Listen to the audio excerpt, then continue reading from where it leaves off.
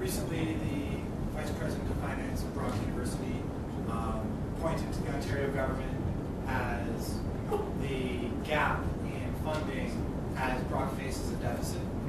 He says that the majority of the institutions in Ontario are facing a deficit, and I believe suggests that the responsibility for this rests in the Ontario government.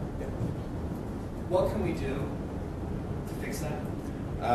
What we're trying to do now and get more students involved in advocacy efforts is absolutely a huge help. But I mean, we've been asking for increases. Anything that you can do as advocates at your own institutions to address inflation and other cost pressures, though, is also huge, right? Nobody wants to point fingers at the admin or the faculty or what have you, but I mean, the reality is inflation at universities is a combination of pensions and benefits and other legitimate costs has gone up 6, 7, 8 times the actual rate of inflation.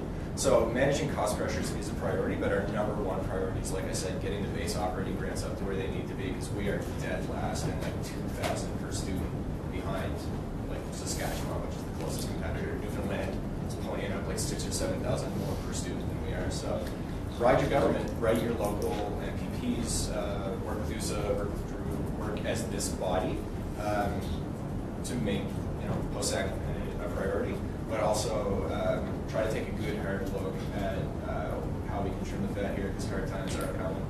Yeah. The other thing too, I always talk about context. The only thing this government is talking about is the economy and jobs. What does university do for each and every one of you in this room? It gives you the opportunity to be way more likely to get a really good paying job, which means you're going to be a really great paying tax citizen. So what we really need to do is start relaying that message to the government.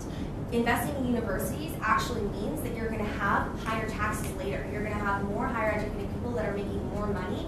That is the conversation piece that needs to be had. Right now they're looking at their bottom line because it is way far below them, and they need to address that because that is the immediate.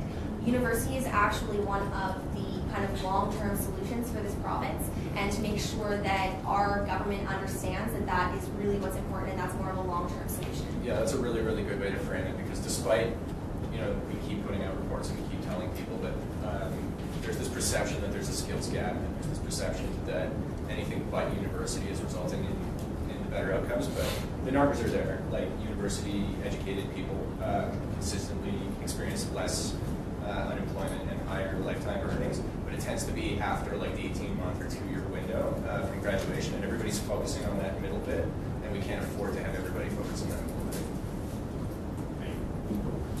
Just to clarify, you said increased taxes, you mean increased tax revenue? Yes. Yeah, no, Yes.